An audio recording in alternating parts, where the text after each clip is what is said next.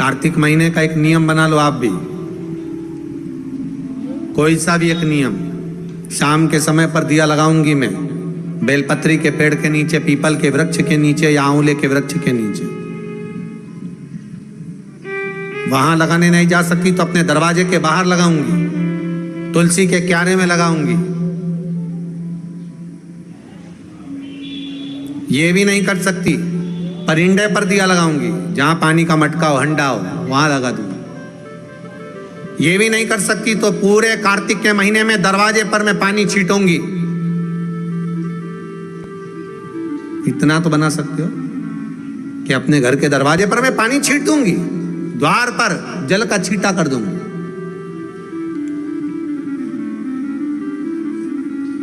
ये भी नियम ना बने तो मैं प्रतिदिन ठाकुर जी को एक तुलसी का दल समर्पित कर दूं।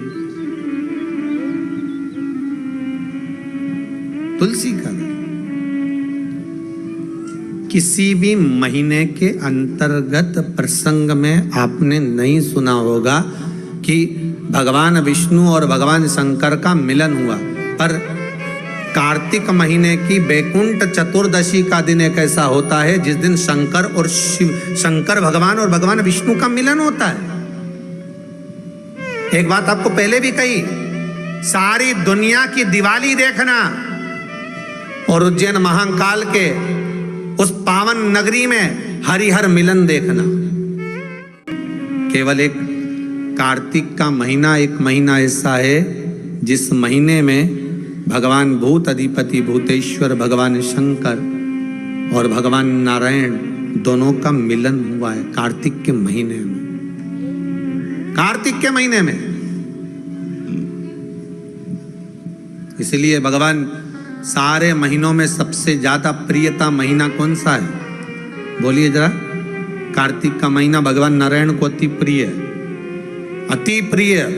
कई लोगों की आदत रहती है, जो दिया भगवान के सामने जलाया गया है उसी दिए को ले जाकर लोग तुलसी में रख देते हैं, भगवान को घुमाकर। गलत है।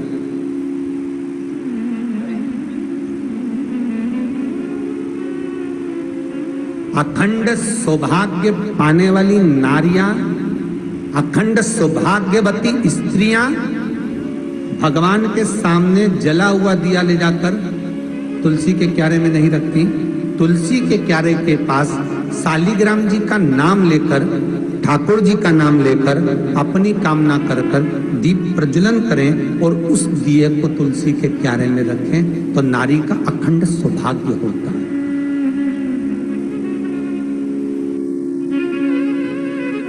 अखंड सौभाग्य।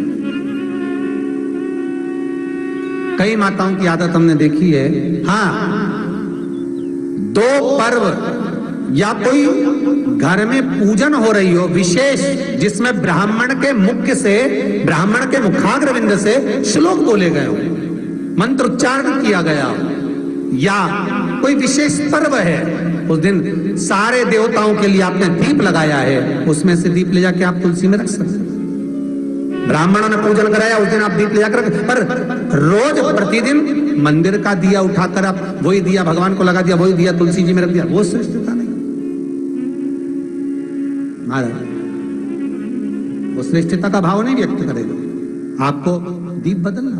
एक बहुत सुंदर बात कार्तिक के माध्यम से लीजिएगा, अपने जीवन में उतारना। कार्तिक के 7 नियम हैं, उसमें पहला दीपदान, दूसरा तुलसी पूजन, तीसरा भूमि पर शयन, चौथा शरीर पर तेल नहीं लगाना, पांचवा सुंदर दलहन की चीजों का त्याग करना, और छठा ब्रह्मचार्य व्रत का पालन करना, और सातवां अपने जीवन में कार्तिक के महीने में चाहे वाणी का संयम हो, चाहे भोजन का संयम हो, चाहे शब्दों का संयम हो, चाहे दृष्टि का संयम हो, चाहे इंद्रियों का संयम हो, वो संयम।